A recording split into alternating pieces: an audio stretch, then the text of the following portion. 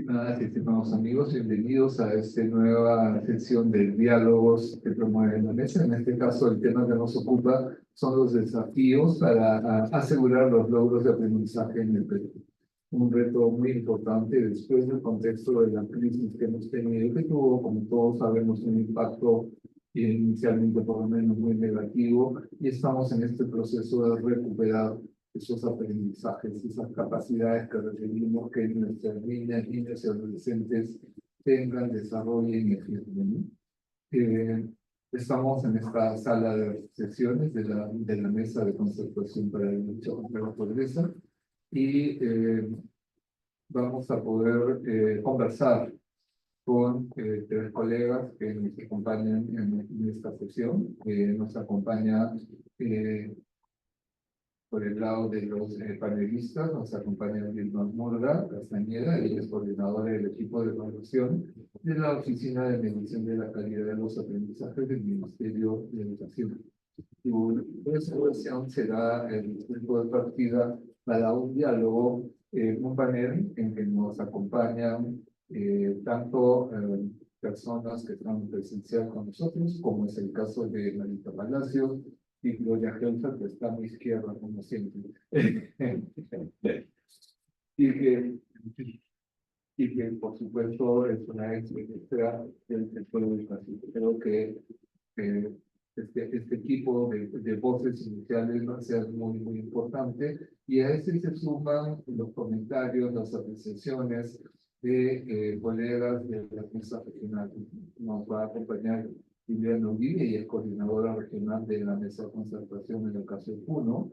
Alejandro Domínguez, que es secretario técnico de la Mesa de Concertación en el caso de Loreto, y Soledad Mendoza, que es coordinadora regional de la Mesa de Mujer.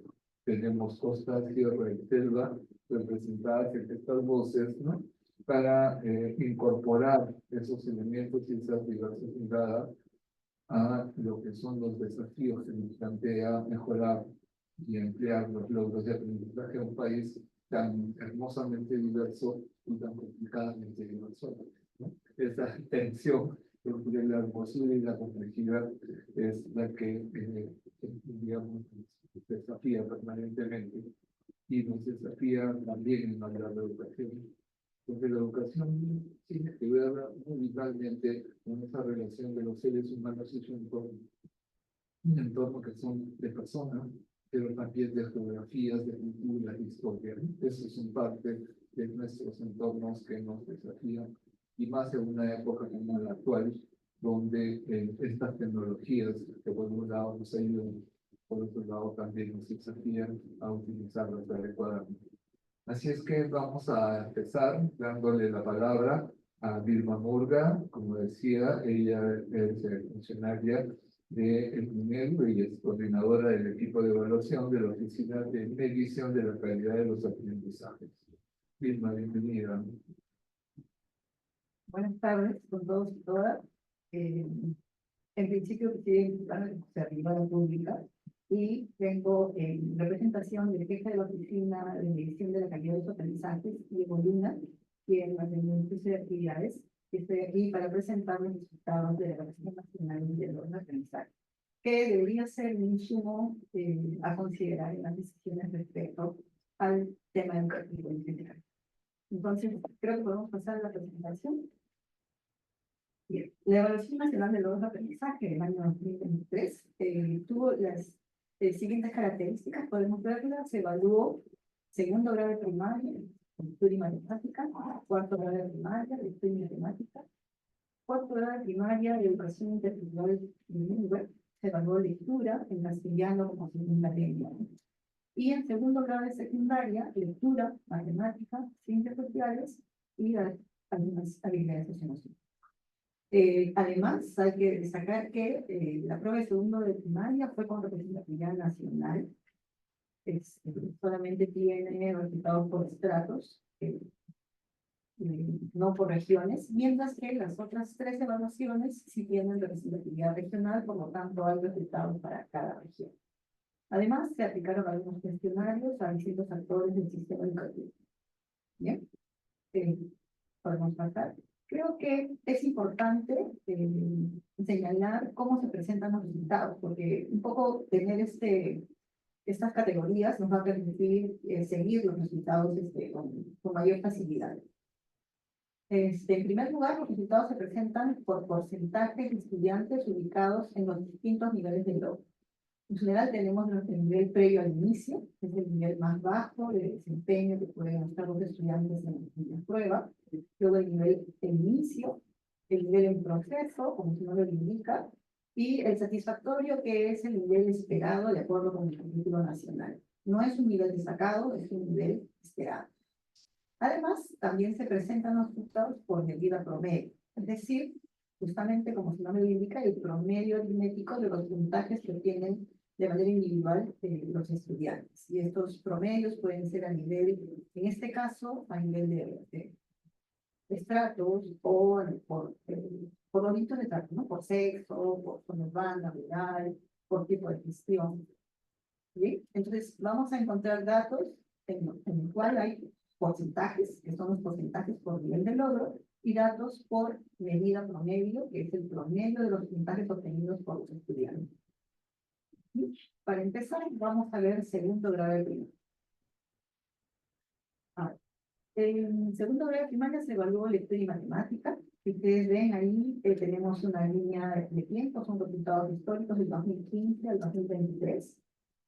Encontramos que hay, digamos que en lectura, una estabilidad en relación con los aprendizajes, que tuvo un pico un poco más alto en 2015, pero que luego del 2018 en adelante, digamos que se mantiene estable.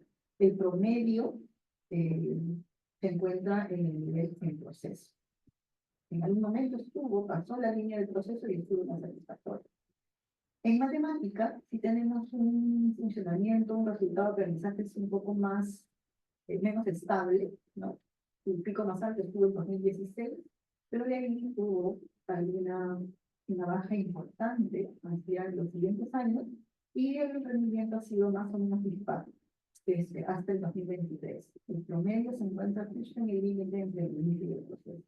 Aquí yo quisiera destacar un primer mensaje, ¿no? Hay un funcionamiento distinto entre lectura y matemática. Y se podría pensar de pronto que la lectura tiene que ver mucho incluso con el capital social, cultural de los estudiantes y sus familias, sus contextos, mientras que el aprendizaje en matemática es un aprendizaje mucho más escolarizado, ¿no? Que requiere más de la atención de la escuela, justamente. Yo quisiera que comencemos mirando ese primer aspecto, ¿no? ¿Podemos seguir, por favor? Ahí tenemos los resultados por niveles de logro, ¿bien? Entonces, vemos las barras verdes, el nivel satisfactorio, las anaranjadas, el nivel en proceso, las rojas, el nivel en inicio. En lectura tenemos esos tres niveles, y ven ustedes en matemática, a partir del 2019 se creó esta barrita ploma, que es el nivel previo al inicio, con el fin de poder identificar, describir mejor los aprendizajes de los estudiantes. ¿Bien? Entonces, en matemática no se observan cambios, en lectura también se mantiene estable respecto al 2022, el año anterior en la Igual, si se fijan, los porcentajes de nivel satisfactorio en lectura son mayores a los porcentajes logrados en esa diferenciación podría ser relevante para las decisiones, las medidas que se puedan tomar en las áreas. ¿Seguimos? Bien, aquí hay diferencias por estratos, ¿no? Vemos el estrato público, privado, urbano, rural, tanto para lectura como para matemáticas. Y los resultados que están en azul son del 2022, los que están en mostaza amarillo son del 2023. Vemos un ligero incremento en lo público, una ligera baja en el sector privado para lectura. Y en la zona rural, a pesar de encontrarse en un nivel de aprendizaje más bajo que la zona urbana, con una mayor distancia y el nivel satisfactorio, vemos que hay una subida, hay un. Entonces, eso podría ser por lo menos esperanzador en el sentido de que algo se ha avanzado, ¿no? O sea, no es que estemos bien, pero no estamos estancados en si vemos resultados por área urbana y rural, en el área rural, en matemática, también tenemos este incremento tanto en el sector público, cuando vemos por estratos de gestión, según gestión, y un incremento también en el área rural cuando lo vemos por estratos en un área rural. Y pasamos. Aquí vemos la comparación por estratos, pero por niveles de lodo. Bien, entonces hay una reducción eh, en las escuelas privadas. El porcentaje de estudiantes en nivel satisfactorio ha disminuido en 7,4% en nivel satisfactorio y hay un incremento del 1,6% en puntos porcentuales en el nivel de inicio. Mientras que, si vemos por área, los resultados a destacar serían justamente el incremento de 6,6 puntos porcentuales de nivel satisfactorio en el área rural y una reducción del nivel de inicio. Cuando hablamos de mejora, gracias. Cuando hablamos de mejora, entonces, cuando hablamos de mejora, nos referimos no solo al incremento del porcentaje de estudiantes ubicados en el nivel satisfactorio, sino también a la reducción de los estudiantes ubicados en los niveles más bajos. Entonces, en el área rural, por ejemplo, tenemos ambas cosas, ¿no? Un incremento en el nivel satisfactorio de 6,6 puntos porcentuales y una reducción en el nivel de inicio de 4,7 puntos porcentuales. Esto es en lectura. Si pasamos a matemática, segundo de primaria, el siguiente año, por favor. Ahí vamos a ver que tenemos una diferencia en relación con el funcionamiento de lectura. Ahí los resultados de lectura, hay un aumento en las escuelas privadas de 2,7%, en el nivel previo al inicio y también una reducción en el nivel satisfactorio. También hay una reducción en la escuela pública el porcentaje de estudiantes en el nivel previo al inicio, lo cual podría significar una forma de mejora, digamos. Según área, tenemos también ahí una mejora en los resultados del área rural. Como decíamos, reduce el porcentaje de los estudiantes ubicados en los niveles más bajos y se incrementa el porcentaje de estudiantes en el nivel de proceso, lo cual implicaría un avance. Esto en relación con segundo de primaria. En cuarto de primaria, los resultados sí ya tienen representatividad regional, entonces vamos a poder ver los resultados también por cada región. Igual si vemos el histórico, hay una estabilidad entre el 2022 y el 2023 en lectura. Lo mismo ocurre en matemática, pero luego de una baja en relación con el 2019. En todo caso, habría que pensar, así como hemos visto que en segundo grado de primaria hay una diferencia entre lo que ocurre en lectura y matemática, también habría que ver que hay una diferencia entre lo que ocurre en segundo de primaria respecto de lo que ocurre en cuarto de primaria. Y todo esto nos lleva a ir pensando que las decisiones o las acciones que se realicen probablemente no tengan que ser las mismas en los grados y en las áreas, ¿no? De repente en unas se necesitan unas cosas, en algunas competencias, y en otras hacer otras diferentes, o en los grados también las necesidades sean diferentes, ¿no? Aquí la diferencia entre lectura y matemática está, pero no está tan presente como la veíamos en segundo grado de primaria. ¿Bien? Seguimos. Este es el resultado por niveles de lodo. ¿Bien?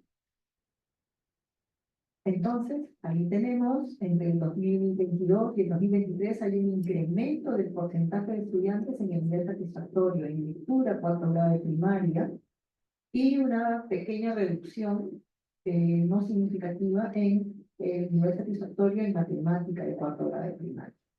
Los porcentajes de los niveles más bajos también se mantienen en alguna medida, pero son bastante más significativos en cuarto grado de primaria. ¿Bien? Y seguimos. Vemos las diferencias por estratos en lectura de cuarto grado de primaria. Tenemos igual una reducción de la medida promedio en los estudiantes del sector privado y un incremento significativo en el sector de las instituciones educativas públicas. Lo mismo ocurre, hay un pequeño incremento no estadísticamente significativo en el área urbana y rural. Si vemos matemática, también hay un incremento en la escuela pública. Bien, cuando tiene un asterisco ahí es la medida promedio, es porque el incremento es estadísticamente significativo. O la baja, como es en el caso de la escuela privada en matemática, también es estadísticamente significativa. Otra vez vemos que el área rural se incrementa significativamente en la medida promedio en matemática. Entonces, hay algunas cosas, lo que hay que evaluar es cuáles son que se deberían seguir haciendo para continuar con el incremento, la mejora y que esta sea mucho mayor y consistente en el tiempo. Si seguimos, ahí tenemos los resultados comparados por niveles y estratos entre el año 2022 y el 2023. Entonces, ahí tenemos una reducción de los resultados de aprendizaje en las escuelas privadas. Esto refleja el incremento del nivel de inicio y previo inicio en escuela privada. Respecto al área, observamos que el porcentaje de estudiantes del estrato urbano en el nivel satisfactorio ha aumentado, pero también hay un aumento en los niveles más bajos. Respecto a los aprendizajes de los estudiantes de los entornos naturales, hay una mejoría, un incremento también en el nivel satisfactorio. Entonces, va a depender, ¿no es cierto?, de las decisiones que tomemos y cómo miremos los resultados, dependiendo si queremos ver cuánto estamos reduciendo la parte, cuánto se reduce la parte baja y cuánto se incrementa la parte alta y cuán consistente o permanente es este incremento, ¿no? Si hablamos del sector rural, un sector vulnerable, podríamos destacar estos pequeños avances que no nos colocan en el escenario deseado, pero que sí nos marcan una ruta que se podría explorar para fortalecer y seguir avanzando. Si pasamos, por favor. En matemática tenemos igual los resultados del 2022-2023 por estratos y según nivel de logro. Hay una reducción de los estudiantes de escuela privada según gestión, incrementa el porcentaje de estudiantes ubicados en los niveles más bajos y disminuye el nivel satisfactorio, igual que en lectura. Si vemos por área, los estudiantes del área rural se reduce el porcentaje de estudiantes en los niveles más bajos y se incrementa el nivel satisfactorio, también en matemáticas. ¿No? Cosa que, como habíamos dicho hace un momento, es un poco más difícil porque la matemática suele ser más escolarizada y depender menos de las oportunidades que se tengan, las oportunidades extraescolares, digamos, que puedan tener los estudiantes. Y seguimos. Aquí ya podemos ver los resultados por regiones. ¿Bien? Entonces, se han colocado los resultados, digamos, que en un orden que nos permiten apreciar la medida promedio. Bien, lo que está marcando, digamos, el orden es la medida promedio y vemos que hay regiones que tienen las medidas promedio más altas, incluso están en el nivel satisfactorio, se ubica en la medida promedio de algunas regiones y muy cerca del nivel satisfactorio, y me refiero a Tacna, Moquegua, Arequipa, Callao, Lima Metropolitana. Y también tenemos regiones que se encuentran, que han tenido un crecimiento, digamos, en relación con el 2022, que son Amazonas, Cajamarca y Tacna. Son regiones que han incrementado su medida promedio. También podríamos verlo por el lado de cuáles son las regiones que tienen una medida promedio ubicada en el nivel de inicio o ubicada en el límite entre el nivel de inicio y el nivel en proceso. Y ese podría ser otro dato relevante para las decisiones que se tomen. Si hablamos de decisiones específicas, decíamos hace un momento, segundo grado es distinto que cuarto grado, lectura es distinto que matemática, y aquí podemos ver que las regiones también tienen una diferencia en sus resultados.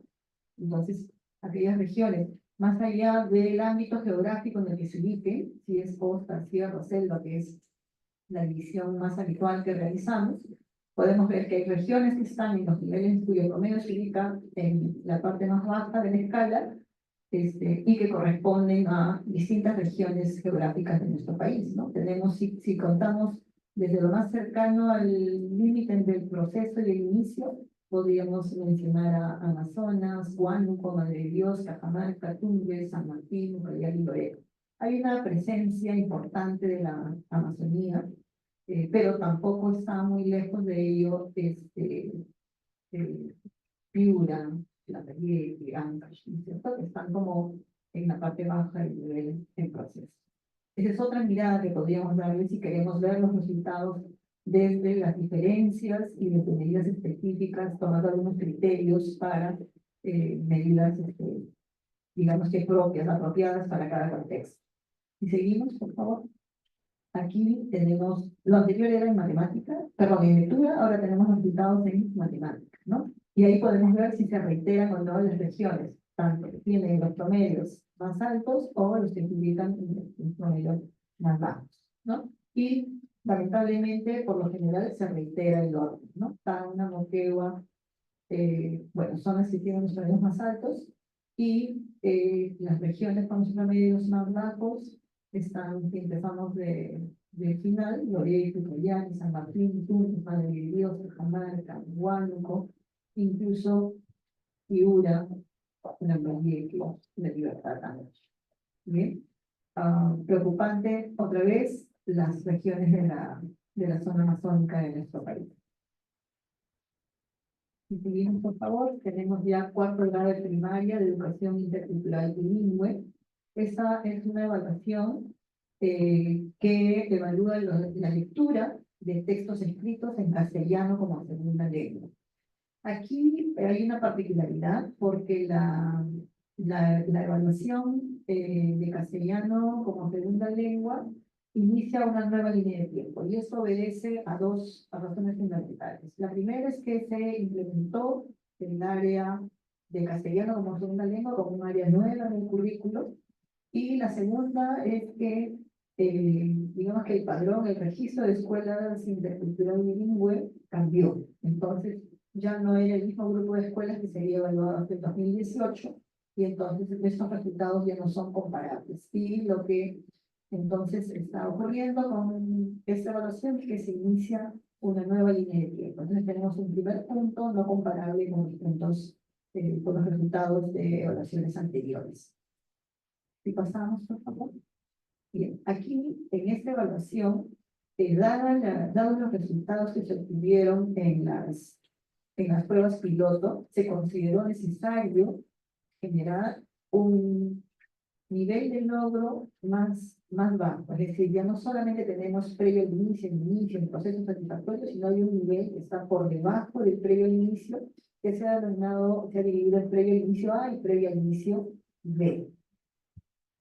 Cuando veamos el porcentaje de estudiantes ubicados en el nivel previo al inicio B, vamos a pensar en que son estudiantes que están en cuarto grado de primaria de educación intercultural bilingüe, pero que no tienen, incluso no han desarrollado la capacidad de las habilidades más básicas de lectura inicial. La lectura inicial es la que se caracteriza por poder relacionar palabras como objetos, por ejemplo. Los estudiantes que se ubican en el nivel previo al inicio B no logran ni siquiera eso. Pero lo poco que logran no es posible de ser descrito porque no es constante, no es un logro con cierta regularidad. Los que están ubicados en el nivel previo al inicio son los que sí logran habilidades básicas de lectura inicial. Ellos sí pueden identificar y relacionar una palabra con una imagen con una palabra, una oración con una imagen con una oración. ¿Bien? Entonces veamos ahora los resultados, así, considerando esta breve descripción de los niveles de logro. Bien, recordemos que es la última línea, la que no se ve ya casi con una barra de color, son los estudiantes que se ubican en el nivel previo al inicio B. Tenemos el resultado general, a nivel nacional, es decir, Y tenemos los resultados por región andina y amazónica. Cabe resaltar, creo que visualmente también destaca la diferencia en los resultados por niveles de logro entre la región andina y amazónica. Y si vemos los extremos de ambas barras, vamos a ver que en la región andina, el 32%, poco más, el 32% se ubica en el nivel satisfactorio, mientras que en la región amazónica es solo el 5,6%, y la región amazónica tiene un 20% de estudiantes en el nivel previo al inicio B. Entonces, 4 años de escolaridad en el nivel primaria y no pueden relacionar una palabra con una imagen con una palabra o con una oración. Si vemos por característica de la institución, tenemos los resultados de las escuelas polidocente completas, las escuelas multigrado y las escuelas unidocente.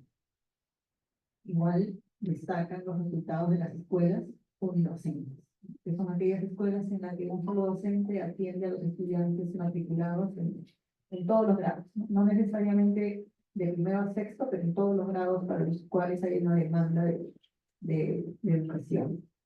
En la zona suelen ser estudiantes de la zona rural 1, ¿no? Donde están por lo general las escuelas universitarias. Preocupante este escenario, seguramente todos lo pueden, como, al momento de ver gráficamente y de describir lo que logran, lo que no pueden lograr estos estudiantes, pues el escenario es, diría ser, bastante preocupante. Aquí podemos ver los resultados por regiones. Uno, Apurímac y Ayacucho, regiones de la zona andina, son los que tienen los resultados más altos. Y tenemos otra vez a las regiones, algunas regiones, principalmente de la Amazonía, Loreto, Amazonas y Callari, con un porcentaje muy alto de estudiantes ubicados en los niveles de inicio, previo al inicio A y previo al inicio B, que pasan el 70, incluso el 80% de estudiantes de 4 horas de primaria ubicados en esos niveles. Más del 80%. Finalmente, Lambayeque, y regresamos, sí. sí, el caso de Lambayeque, digamos, uno esperaría que sea una mejor ubicación. Claro, son las escuelas de educación intercultural bilingüe de Lambayeque, ¿no? Ah, ya. Claro. Sí, ese es el dato Ajá, clave. claro. Sí, porque Lambayeque también lo encontramos en la, digamos, en la NOEID, Sí. ¿cierto? Segundo grado de secundaria, también tiene representatividad regional. Los resultados aquí, pues en el caso de lectura, son comparables entre el 2022 y el 2023. Son exactamente iguales en cuanto a la medida promedio. Esta medida se ubica en el nivel de proceso, pero todavía muy cerca del nivel de inicio. Si pasamos, por favor, tenemos aquí los resultados por niveles de logro. Aquí hay una disminución estadísticamente significativa, el asterisco está ahí, respecto del porcentaje de estudiantes ubicados en el nivel satisfactorio. Lectura, segundo de secundaria. Si vemos por medida promedio, y comparamos el 2022 y el 2023, además por estratos, vamos a ver que en el sector público, empezando por la izquierda, por el estrato según gestión, la medida se mantiene estable, casi igual, pero hay un descenso de la medida promedio de los estudiantes de escuelas de gestión privada. Si vemos por área geográfica, vemos también un resultado similar entre el 2022 y el 2023, tanto en el área urbana como en el área rural. Esto es en lectura. En matemática hay una reducción, una baja, pequeña pero significativa en los resultados de matemática, segundo de secundaria, en las escuelas públicas, y también mucho más grande y significativo también en las escuelas privadas. Otra vez la matemática como un área, un conjunto de competencias distintas a la si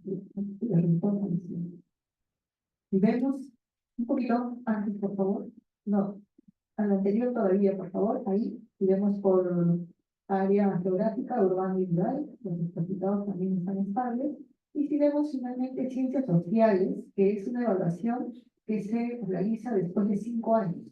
Ciencias sociales se evaluó en 2018 y dado que esta evaluación es una evaluación interanual, se realiza cada 2 años. La primera fue en 2016, la segunda en 2018 y la siguiente debió ser el 2020, que no hubo evaluaciones como sabemos, por la pandemia, y ya se postergó hasta el 2023.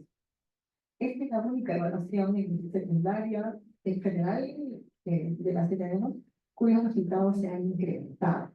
Y han incrementado de manera significativa 16 puntos en el nivel satisfactorio y hay una reducción también significativa en los niveles más bajos.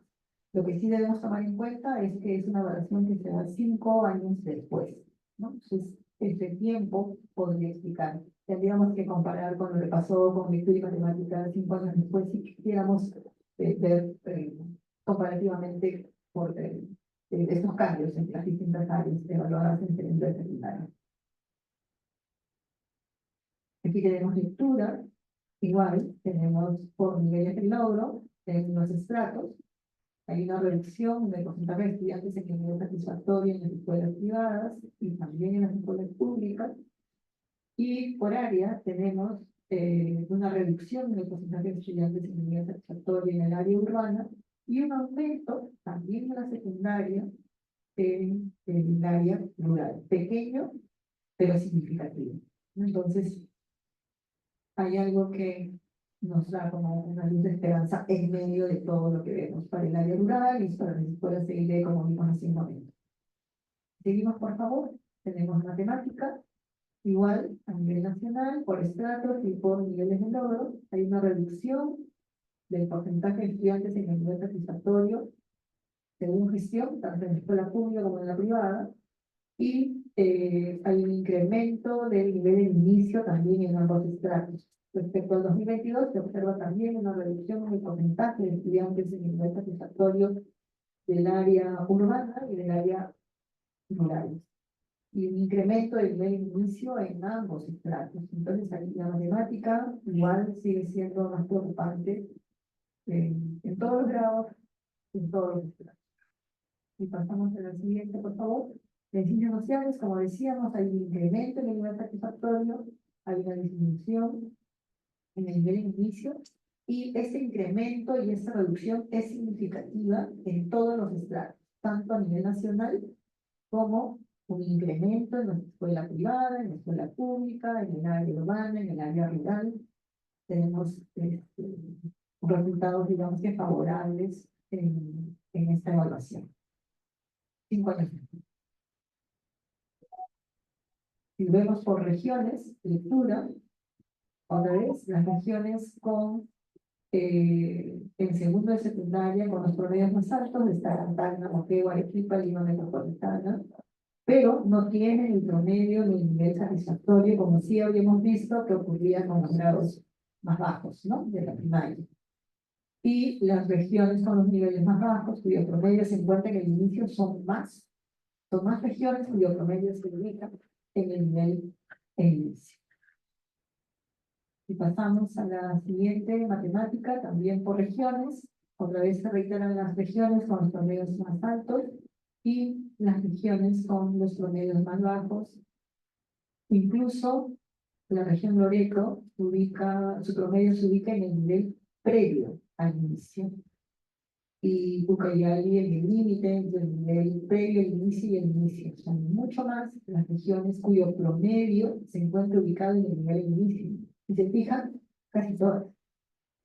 ¿No? Un poco más cerca, un poco más lejos del nivel de proceso, pero casi todas se encuentran con un promedio ubicado en el nivel de inicio, y solo algunas son las que su promedio pasa al nivel de proceso.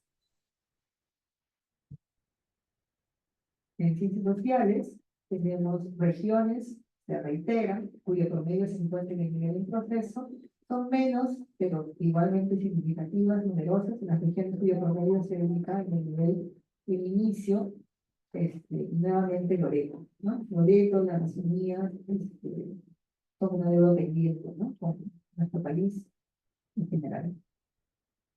Bueno, estos son nuestros resultados, en todo caso que compartimos con los énfasis que los invitamos a mirar, seguramente además de otros que podrán surgir en los comentarios. Gracias. No, muchas gracias a ti por la presentación, muy dura. Creo que eso es lo que más nos afecta, pero tomar conciencia de la difícil situación en la cual se encuentra el servicio educativo, ¿no? Es fundamental para poder poner por delante una reforma que permita enfrentar esa situación, ¿no? Y creo que las niñas, niños de Perú, en esos rangos de edad, de verdad es una etapa maravillosa de la vida. Lo que estamos fallando es el mundo adulto, en ofrecerles, ¿cierto?, las condiciones adecuadas para un proceso de cambio, ¿no?, en esos niveles de aprendizaje. Es cierto que hemos tenido la pandemia en ese contexto, pero no es menos cierto que ese retroceso es brutal. Y ahí estamos, creo que todos desafiados, retados, ¿no?, a sumar fuerzas en todo el país para cambiar esa situación, ¿no? Y en esas edades el cambio, ¿no?, es factible, el esfuerzo es lo que se requiere, ¿no?, de motivación, de equipo docente, medios de comunicación, estrategias pedagógicas, ¿no?, más innovadoras, ¿no? Son un mínimo de cosas que hay que explorar para poder cambiar la situación. Marita, te paso la palabra para recoger tus comentarios. Eh,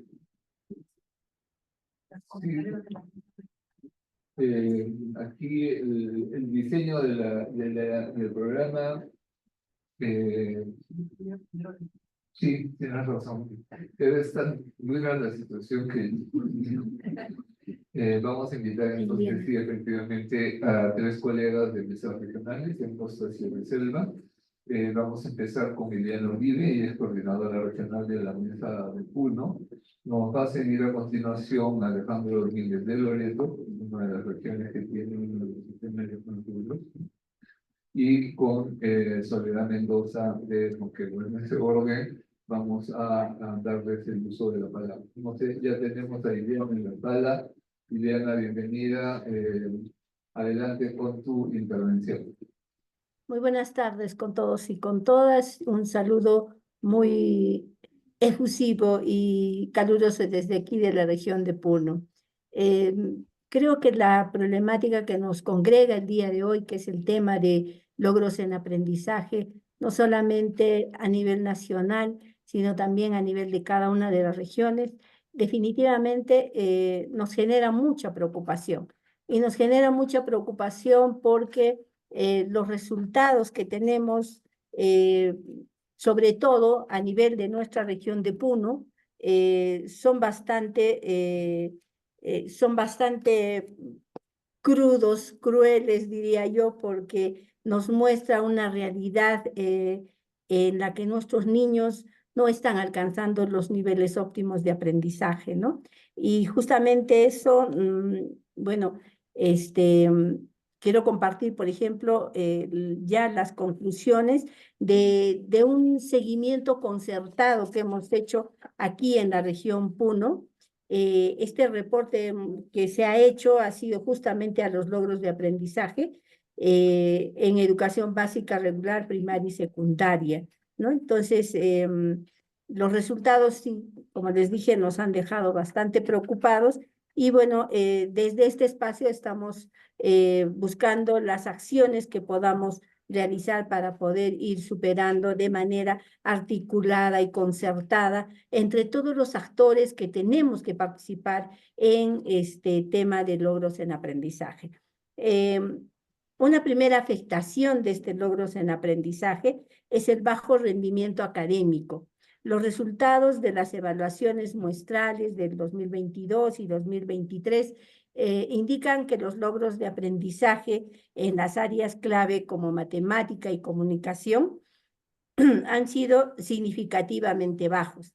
El 2023, solamente un 11,2% de los estudiantes de segundo grado de primaria han alcanzado un nivel satisfactorio en matemática, lo que refleja una crisis en la educación en la región de Puno. En el tema de los efectos persistentes de la pandemia, justamente consideramos nosotros que, que esta afectación se ha dado mayormente por el tema de la pandemia, ¿no? Entonces ahí, por ejemplo, podemos decir que la pandemia ha tenido un impacto duradero en el rendimiento académico. Los resultados del 2023 muestran que los niveles de logro no han mejorado. Desde el 2022, sugiriendo que las dificultades educativas provocadas por la pandemia siguen afectando a los estudiantes de la región de Puno. También hemos visto que esto ha implicado la ampliación de la brecha educativa y esto por la falta de progreso en los logros de aprendizaje, lo que ha contribuido a la ampliación de las brechas educativas. La evaluación nos indica que muchos estudiantes no han logrado desarrollar las competencias necesarias en las áreas fundamentales como son matemática y comunicación, lo que puede perpetuar ciclos de pobreza, exclusión social en nuestra región. Otro aspecto que también hemos considerado como una afectación es la necesidad de intervenciones específicas. Los hallazgos subrayan la urgencia de implementar estrategias específicas para abordar las deficiencias en la comprensión lectora y en habilidades matemáticas, por lo que es crucial que las autoridades educativas desarrollen políticas que respondan a estos desafíos y busquen mejorar la calidad de la educación en la región de Puno. También contamos como una afectación el hecho de que tiene que haber una colaboración entre actores educativos, ¿no? Y por eso decimos que la creación de un entorno de aprendizaje efectivo requiere la colaboración de diversos actores, incluyendo autoridades, docentes y padres de familia. La participación activa de la comunidad es esencial para superar los obstáculos actuales y fomentar un aprendizaje resiliente. Para nosotros es muy valioso este punto porque si no tenemos a estos actores en un trabajo de acción conjunta, no vamos a revertir estas estadísticas que tenemos en la región. Otro aspecto es la estabilidad en resultados críticos. Tenemos algunos resultados que nos muestran ligeros incrementos, como en el nivel satisfactorio de matemática en 4º grado, pero estos avances son mínimos comparados con los que se dan en los otros grados y sobre todo en el tema de matemática, y no son suficientes como para considerar que la situación educativa haya mejorado de manera significativa en nuestra región. La mayoría de los estudiantes todavía en nuestra región se encuentran en los niveles de logro insuficientes. Y finalmente, ¿no? Los logros de aprendizaje en la región Puno están gravemente afectados por diversos factores, incluyendo las secuelas de la pandemia, la falta de recursos y estrategias efectivas, y por lo que es fundamental que se tomen medidas inmediatas para revertir esta situación y mejorar la calidad educativa en la región. Consideramos que también dentro de la afectación en el tema de logros en aprendizaje es el hecho de que ya hace más de 10 años que la región Puno, los niños y niñas de la región Puno padecen de anemia. Y como todos nosotros sabemos, la afectación de la anemia en nuestros niños en la región pues es bastante grave, ¿no? No solamente en el tema del crecimiento, sino sobre todo en la afectación que hace para el nivel cognitivo de nuestras niñas y de nuestros niños. Consideramos que también esa podría ser una de las razones por las cuales todavía no estamos logrando mejorar el nivel educacional en nuestra región. Y eso, como decía hace un momento, nos está convocando a todas y a todos a generar el espacio de concertación desde esta mesa regional para conjuntamente con los actores en la región, podamos generar algunas estrategias para mejorar estos bajos niveles de aprendizaje en nuestra región. Esa sería mi participación, Federico. Muchas gracias. Muchas gracias a ti. Muchas gracias a ti por tu intervención. Y vamos a pasar ahora a la intervención de Alejandro Domínguez. Sí,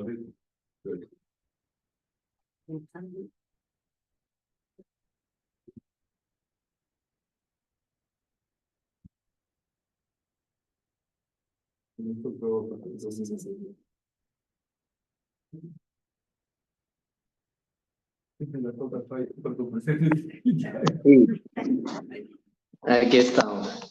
Adelante, Alejandro. Sí, buenas tardes con cada uno de ustedes. Bueno, nosotros, como siempre, tenemos problemas de conectividad con relación al Internet. En Amazonía tenemos un problema grave con relación al tema de logros del aprendizaje y está relacionado principalmente a una serie de condiciones que no se cumplen, ¿no? De acuerdo a lo establecido por el MINED. Tendríamos que, le he pasado a Verónica, creo la presentación no lo tiene, pero está relacionada principalmente a cómo ha ido evolucionando los logros del aprendizaje del segundo grado de primaria en la región Loreto, ¿no? De acuerdo al ranking nacional, nos encontramos en el último lugar, teniendo en cuenta que en las evaluaciones del 2019 y 2022 hemos descendido, ¿no? De los pocos avances que habíamos alcanzado en el 2015, ¿no? Relativamente considerables para los estudiantes de segundo grado de primaria. Sobre esta situación, nosotros como mesa de regional hemos desarrollado el proceso de seguimiento concertado. ¿Qué pasó?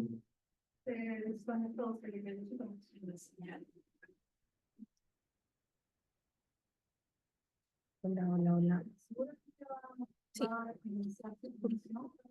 Por señal. Es un comercial.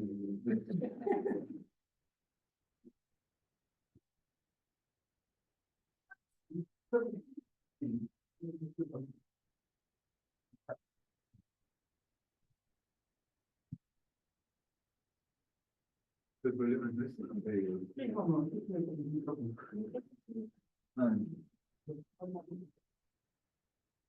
Quizá aquí comentaba en esta conexión, Alejandro, podemos continuar con usted a la mesa. Ahí está. El problema es el micro universal. También.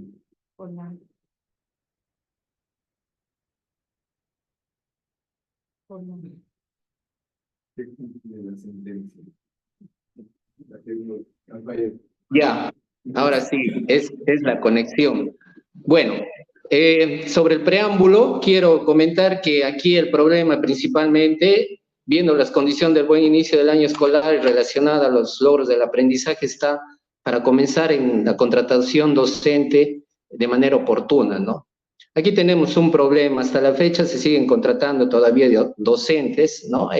Para EBR y EBI. Entonces, lo que nos ha referido en la reunión es que la resolución ministerial ha salido demasiado tardía y su aplicación pues ha sido fuera de tiempo, ¿no? Esa es una de las justificaciones de la gerencia educativa. Otro que nosotros hemos evaluado es que realmente los recursos del PELA no se utilizan de manera correcta, ¿no? O sea, ¿eso qué significa?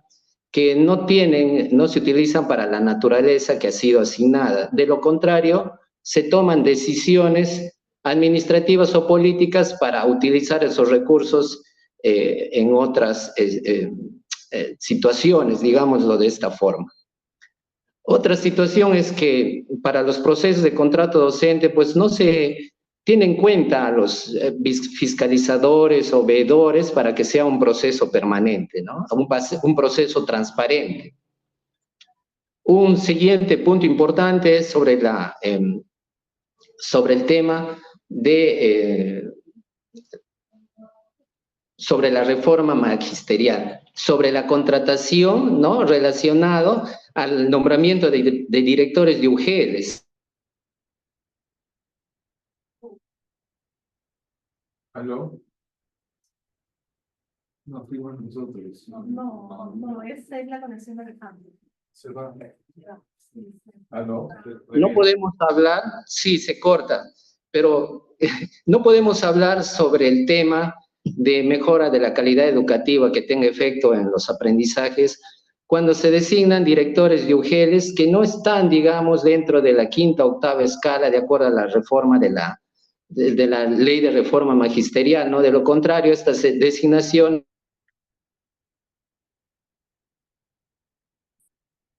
contraproducente tiene retrasos en los diferentes procesos, ¿no? Los cuales son observados por UGEL.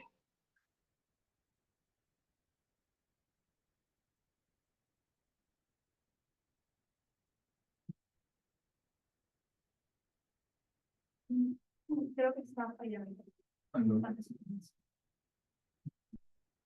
Pero también esto no es Fico está desesperado por el video. Es que no.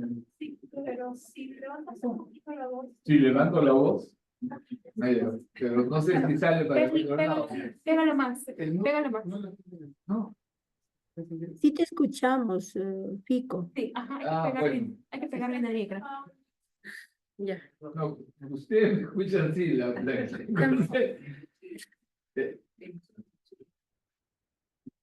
Alejandro, ¿nos escuchas? Alejandro. Está desconectado. Pero sí, está fallando. Creo que podemos pasar a Moquegua.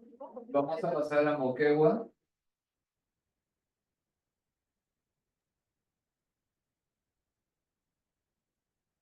Atención, Moquegua. Sí, qué guapo estamos. Bien, muy buenas tardes. Bienvenida, Soledad, adelante. Hacemos llegar el saludo muy caluroso desde la ciudad de Moquegua a nuestro presidente Federico Arnillas y a nuestros destacados panelistas. Bien, en cuanto a la situación regional de la educación, la región Moquegua ha pasado a ser la más competitiva del país, y también a mantener un posicionamiento en los pilares del entorno económico e instituciones y ubicarse en el primer puesto en el pilar educación. Así, esto lo indica los datos cuya fuente es el Instituto Peruano de Economía, el IPE, quien ha presentado en su 12ª edición del Índice de Competitividad Regional, INCORE 2024. Moquegua lidera el pilar educación, superando a Tacna y Lima, y este logro se debe a la evaluación de indicadores que abarcan tanto el progreso educativo de los estudiantes en los niveles básicos como es el logro educativo de la población adulta. Aspectos como asistencia escolar, desempeño en pruebas de comprensión lectora y matemáticas, como infraestructura y acceso a servicios básicos e Internet contribuyeron también a este resultado. A pesar de que Moquegua se encuentra entre los 3 primeros puestos en 5 de los 7 indicadores evaluados, han disminuido una posición en el rendimiento escolar, en niveles secundarios y en el acceso a Internet en los colegios. Se ha realizado una inversión de 360 millones de soles en el año 2023 con recursos provenientes del canon minero, sobre canon y regalías. Estos destinados a proyectos para mejorar la infraestructura educativa. Esto es lo que se ha tocado de las declaraciones del propio director regional de educación. El GORE Moquegua también está gestionando con empresas privadas un piloto de conectividad digital para mejorar el acceso a Internet, sobre todo en las zonas altoandinas. Ha sido remarcado también por el actual director regional de educación, el profesor Guido Rospillosi Galindo. También tenemos que señalar que el gobierno regional Moquegua, como autoridad, la señorita Gilia Gutiérrez Ayala, viene trabajando para dotar a docentes de las herramientas necesarias para una mejor labor educativa. Y en esa línea ha indicado que se está destinando 20 millones para la adquisición y entrega de 5.000 laptops a los estudiantes de la región, como parte de las TIC 2, con la entrega total de 27.000 laptops para 180 colegios por más de 170 millones de soles. Asimismo, se está avanzando en la construcción de infraestructura educativa, como es en Hilo, en la construcción del Instituto Luis E. Valcárcel, con una inversión de 107 millones, la ejecución de colegios Amparo Baluarte, Coplay, Couri, Vista al Mar, Bello Horizonte, José Olaya, Promudi, Noveno, Belaúnde Terry, Manuel C. de la Torre, Señor de los Milagros, y también un proyecto de entrega de 32.000 mobiliarios entre sillas y mesas a instituciones educativas en toda la región. Como un avance, puedo señalar que en esa entrega, hace 3 días atrás, 1.200 unidades de mobiliario escolar que han sido entregados a 85 instituciones educativas. En cuanto a programas, 800 jóvenes son parte de la beca Esperanza Joven, quienes se les brinda capacitación y acompañamiento al docente, y a través también de un proyecto Reimagina, que busca la calidad educativa a estudiantes, también el programa Crece y Lee, Moquegua, con la matrícula digital, entre otros programas que se vienen desarrollando en nuestra región. Dado a que la comprensión lectora requiere de la interacción de diferentes procesos cognitivos, atención, percepción, memoria y conciencia fonológica, estos procesos también permiten detectar dificultades en el desarrollo cognitivo infantil y también cuánto comprenden para su análisis.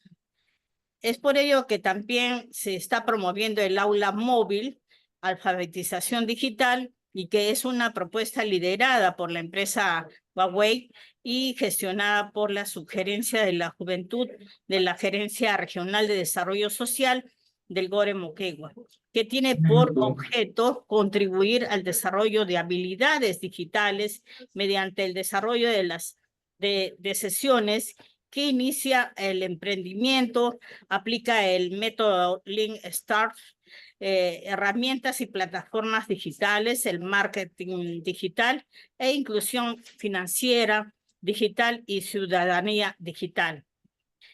También para el desarrollo de capacidades se está capacitando cada año a más de 100 docentes de las instituciones educativas con metodología de enseñanza, sobre todo en el aprendizaje basado en proyectos ABP.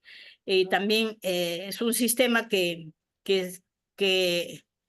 consiste en plantear a los escolares problemas reales sobre sus localidades para que exploren diferentes soluciones, aplicando conceptos y conocimientos aprendidos en clase a través de un pensamiento crítico. Soledad, gracias por Sí. tu intervención. Tienes un minuto para redondear y poder pasar a la siguiente. Gracias.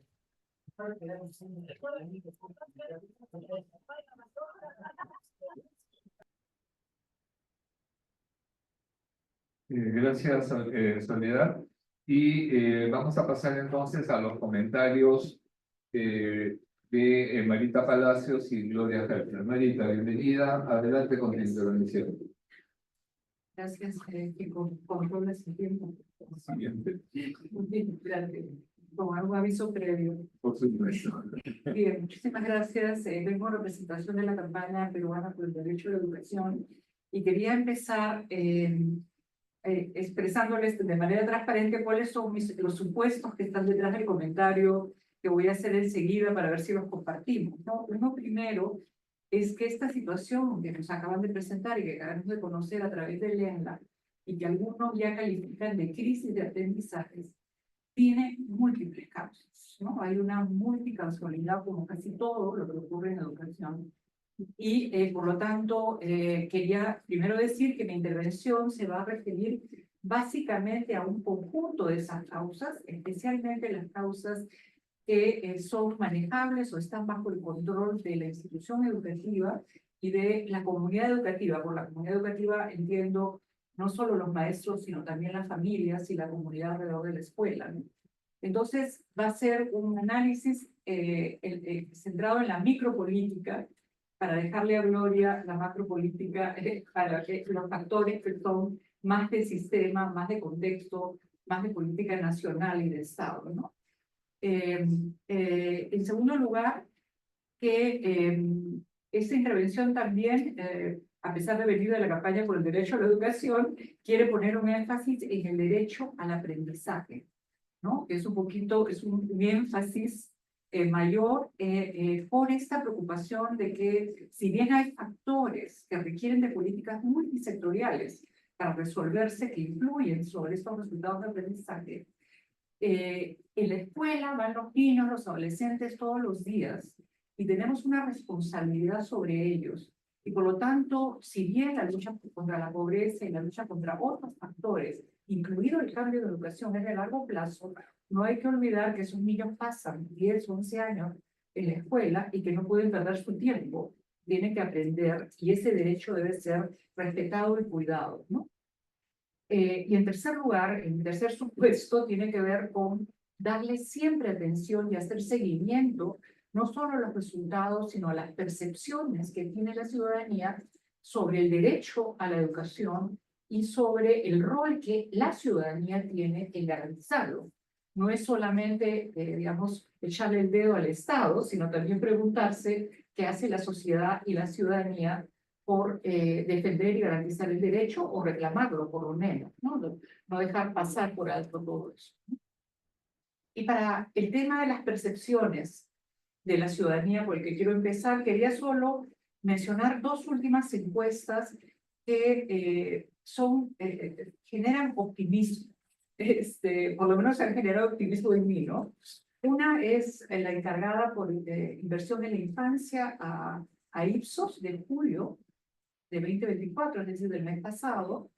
Les preguntaron a los encuestados cuáles considera usted que deben ser las 3 principales acciones del Estado con niñas, niños y adolescentes.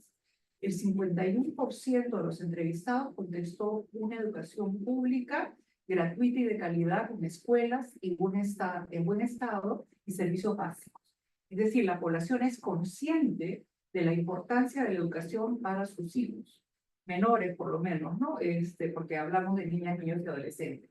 Y el 48% dijo que la segunda acción principal del Estado es la lucha contra la violencia hacia niñas, niños, adolescentes en todos los espacios.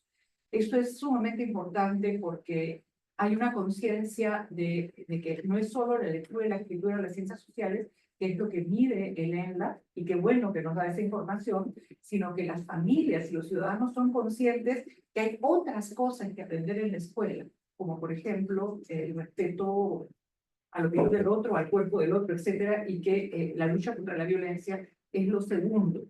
Y finalmente, el 40% combatir la pobreza y el hambre en familias y en niños, ¿no? Y la otra percepción de la ciudadanía que también traigo a colación, porque me parece que tiene importancia para este análisis, es sobre las percepciones que tiene la ciudadanía, los pobladores, sobre las formas más efectivas de participación. No solo en educación, en cualquier política pública o en la vida pública, ¿no? La pregunta fue, si uno quiere, esta es una encuesta del IEP encargada por el Instituto Bicentenario, y es de agosto de este mes, de 2024, recién salida. Y la pregunta fue, si uno quiere cambiar las cosas en el país, ¿qué tan efectivas serían estas formas de participación? El 33%, voy a leer solo el porcentaje más alto por razones de tiempo. La participación en partidos y movimientos políticos, nada efectiva el 33%. O sea, la mayoría eligió nada efectiva a esa modalidad de participación. El 32% dijo que la participación en protestas era nada efectiva. El 32%, la respuesta más alta, dijo que la participación en juntas o asociaciones de la comunidad era algo efectiva, pero ahí ya no, la opinión mayor no es que no esté nada efectiva, sino algo efectiva, la participación en juntas o asociaciones de la comunidad. Y finalmente, muy efectiva, el 38% y algo efectiva, 26%, vigilar, fiscalizar lo que hacen las autoridades. Es decir, la participación de la comunidad en la vigilancia y la fiscalización, estamos hablando de las mesas de concertación de lucha contra la pobreza que hace justo seguimiento, pero acá es la ciudadanía en general la que responde a esto. Yo creo que estas son ambas buenas noticias y que el trabajo que se hace desde el Estado y la sociedad civil por la participación ciudadana en políticas públicas está cambiando poco a poco la cultura y la percepción de las personas, ¿no? Enseguida, lo que quisiera decir es que quisiera concentrarme en dos desafíos. ¿Terminó el tiempo? Sí, pero tenemos un minuto. Un minuto nada. Bueno, yo quería solo hacer referencia a dos desafíos importantes en los cuales prestar atención, ¿no? La pérdida de autonomía pedagógica, donde creo que hay que concentrar los esfuerzos del sector del Estado y de la sociedad civil. Lograr fortalecer la autonomía pedagógica de las instituciones educativas y evitar la desprofesionalización del docente. Ambas están vinculadas. Creo que esas son dos tareas fundamentales. Si hay una segunda vuelta, pero solo digo el esfuerzo, entonces voy a mencionar 5 medidas que se derivan de estos dos desafíos. ¿Qué hacemos para incrementar la autonomía pedagógica y qué hacemos para evitar la desprofesionalización docente? Hay 5 medidas o 5 esfuerzos que yo creo que tenemos que hacer. El primero es fortalecer los CONEI, justamente por este tema de instancias de vigilancia y de participación desde la base. Fortalecer el CONEI como órgano de participación, concertación y vigilancia en las escuelas. En segundo lugar, apoyar lo más fuertemente posible con recursos y desarrollo de capacidades la autonomía de las escuelas para elaborar proyectos pedagógicos. Hay que dejar que los docentes y las comunidades tomen decisiones pedagógicas junto con sus estudiantes. En tercer lugar, desafiar las creencias de los docentes, esas creencias que perpetúan formas tradicionales de educar, que hay muchísimas. En cuarto lugar, enseñar a pensar. Esto lo repetimos mucho, pero es muy poco todavía lo que hacemos en enseñar a pensar, y hay miedo también en enseñar a pensar por diversas razones, ¿no? No solo hay falta de capacidades, sino temor también a perder poder por enseñar a pensar. Y finalmente, con eso termino, desarrollar también capacidades en las instancias del Estado para gestionar estas medidas. Gracias. Muchas gracias. Y ahora dejamos en el uso de la palabra a nuestra exministra Gloria Helfer. Primero que nada, quiero agradecer la invitación en la mesa. Tengo una especial deferencia por la mesa porque estuve en las primeras sesiones. Y para que tengan una idea, esas sesiones se realizaban de la mesa de concertación de lucha contra la pobreza al inicio. Se realizaban con la presencia del primer ministro y con la presencia de todas las organizaciones de la sociedad, la mamarita, actuando y participando en las decisiones para hacer una gestión participativa. Agradezco también la compañía, la presencia de las regiones, a Vilma, tu participación, el que se pueda seguir esa continuidad de la oficina de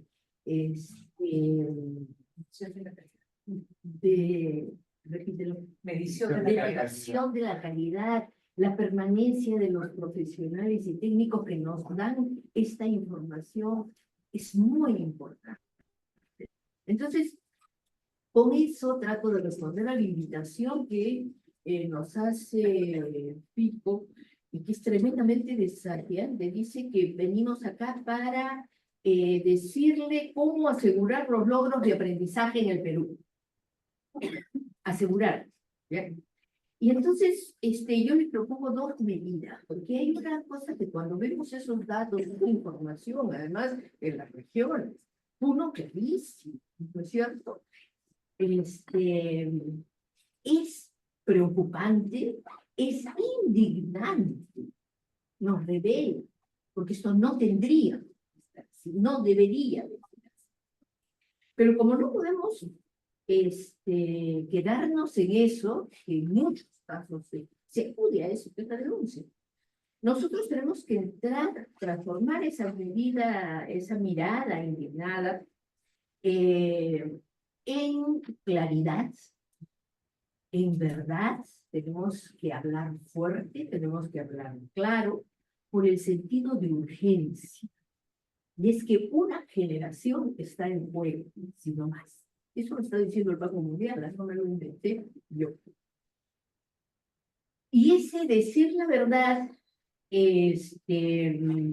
nos hace que tratemos de buscar las formas de esta presentación que nos ha hecho Vilma, que nos muestra la profundidad de la crisis, tomar algunos aspectos que son fuertes. Yo voy a dividir esto en dos partes. Una de esta parte fuerte, dura, y después tratar de ver propuestas, ¿no?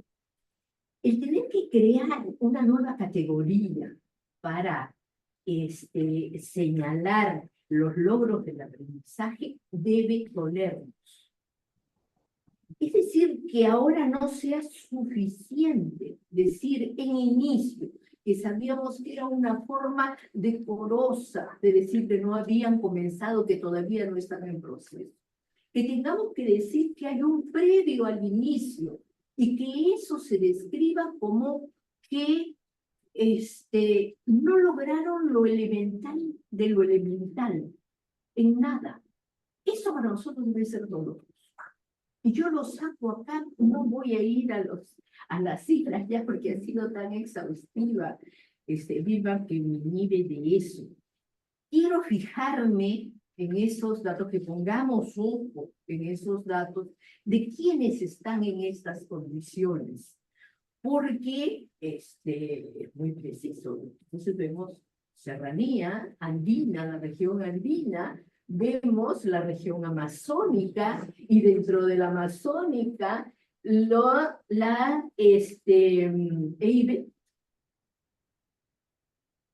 Eso es un indicador tremendo de desigualdad, de abismo. Y acaban de señalarlo también, y lo ha dicho, lo ha dicho Liliana, ¿no es cierto? Que Cruel habla de avances mínimos y habla de esta desigualdad profunda y tremenda. Ese es el desafío del país. Entonces, si hablamos fuerte, tenemos que también, y ya entramos en una parte más propositiva, yo les propongo tener una mirada hilvanada. O sea, tratemos de relacionar lo que son estos indicadores tremendos y dolorosos, lo que significa para nuestros estudiantes, con otros indicadores que salen, pero que los tomamos cada uno a lo que viene, en el momento que viene, en el momento que sale la información. Creo que deberíamos de ver cómo se relaciona estos logros de aprendizaje, esto tan doloroso que hemos señalado, con los indicadores de pobreza, que viene del INEI, que hay datos muy duros, con dificultades inclusive para tener toda la información, pero se obtuvo, porque tenemos que hilvanar los datos. Y pobreza trae hambre. A pesar de lo que dice el ministro, creo que tiene que rectificarse el ministro de Agricultura el día de ayer, que el hambre no, que en todas las regiones se come bien. Disculpen, eso tiene, decir la verdad es eso también, ¿cierto? Entonces, hay hambre, ha crecido el hambre en el país, y eso se denota en anemia y desnutrición, que también ha sido señalado. Y no solamente que ha crecido o que se ha sostenido cuando ya se estaba revirtiendo la anemia y la desnutrición, sino que además se sabe ya que eso afecta directamente los aprendizajes. Entonces tenemos déficit de aprendizaje, tenemos pobreza, la pobreza trae hambre, el hambre trae anemia y desnutrición, la anemia y desnutrición impide los aprendizajes por lo que necesitan los niños para poder aprender. Y si a eso le agregamos lo que son otros factores que a mí me importan muchísimo, como por ejemplo la salud emocional, el tema de la violencia en los estudiantes, en las escuelas, el tema de la depresión y la situación inclusive de maestros pasando por estas penurias, eso es hilvanar los datos para poder entender la realidad. Pero, para no caer en desánimo y tratar de que me conceda el tiempo necesario, don Fico, que me ha invitado esta tarde, quisiera plantear, entrar en la parte de propuestas no usuales. O sea, no es lo que siempre decimos nosotros y las cosas que proponemos normalmente. Yo les propongo hoy día en esa onda política a la que señala Marita, que yo me iba a referir, es actuar en lo cercano, en lo inmediato y en lo estructural al mismo tiempo. O sea, es esa canción, para llegar al cielo se necesita una escalera grande y una chiquita. La escalera chiquita y la escalera grande. Ninguna de las dos solita, ¿no? Pero cuando actuamos en lo pequeño, en lo cercano, tenemos que ver el sentido político que esto tiene. Porque si no, se queda en una tensión, se queda en una, hoy día hago esto por este pequeño grupo de mis estudiantes, yo me pongo contenta porque lo hice, porque tengo un proyecto. Entonces, en cada uno de estas acciones, en lo concreto, debemos de ver la dimensión política. Y una segunda recomendación es que no debemos de poner condicionamientos. No es tiempo. Cuando hay una emergencia, uno no se pone, pero no me diste esto, no hizo el otro no lo cumplió. No. Nosotros cumplo y exijo. Hago y reclamo. No es cuestión de poner como previo algo que nos paralice y nos impida, porque si no, no estamos tomando en cuenta que estamos en una emergencia, en una crisis seria de aprendizaje que condiciona una generación. Entonces, miren, yo les traigo unos ejemplitos chiquitos.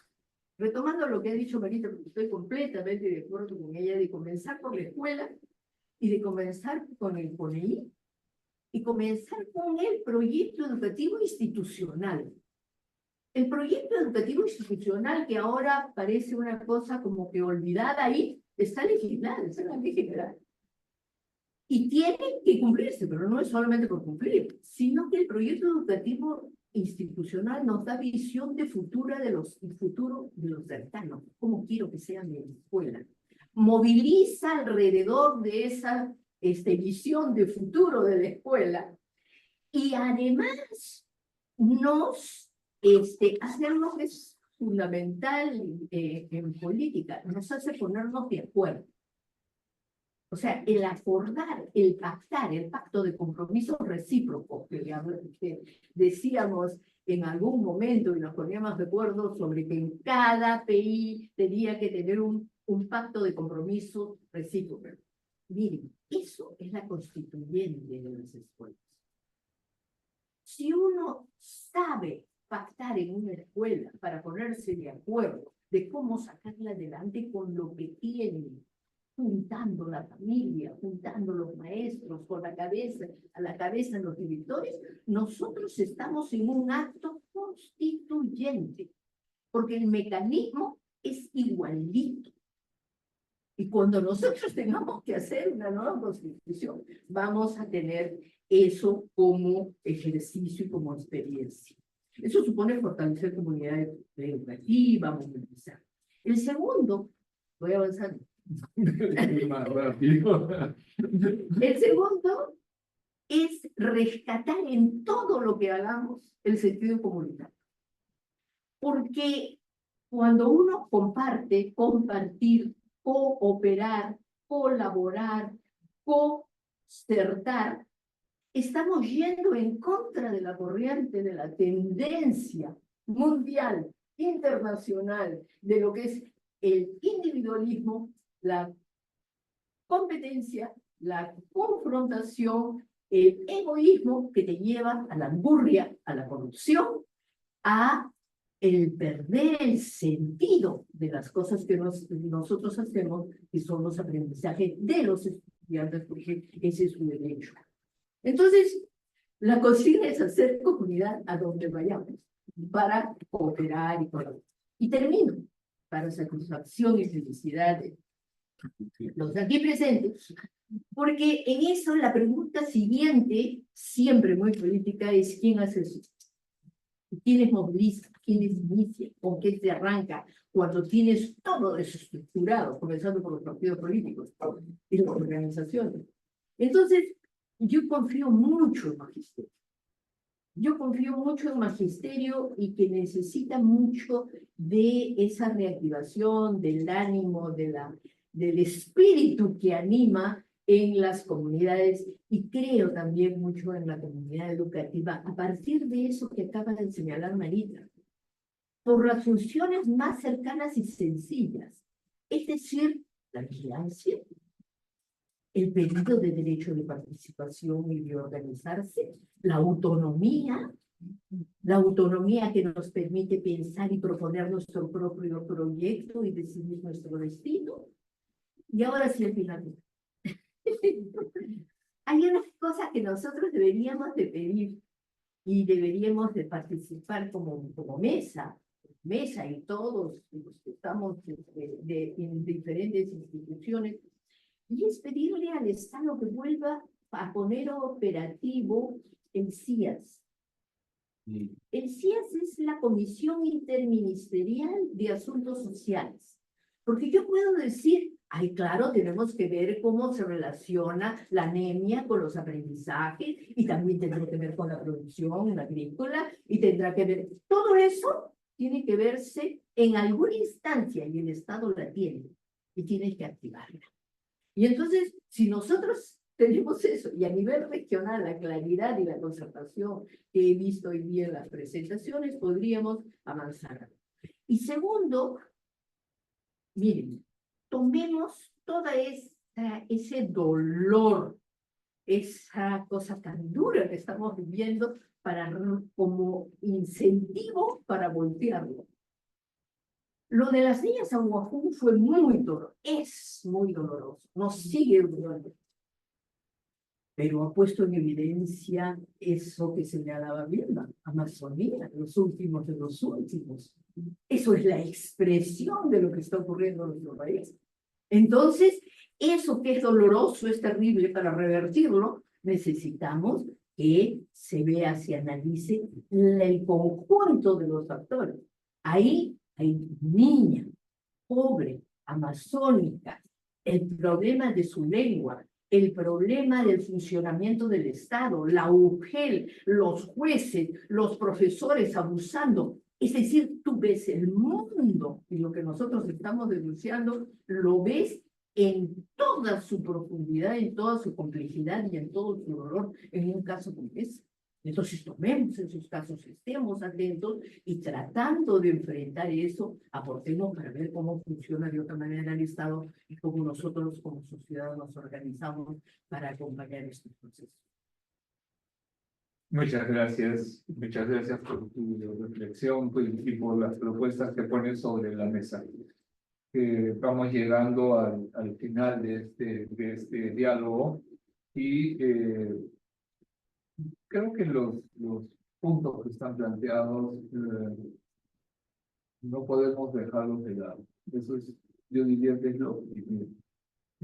Tomar esos puntos es clave para pensar y para actuar en el escenario en el que estamos presentes hoy día. Y en este contexto es que tenemos que movilizarnos y quizás recoger, no sé si tenemos un margen de tiempo para recoger voces.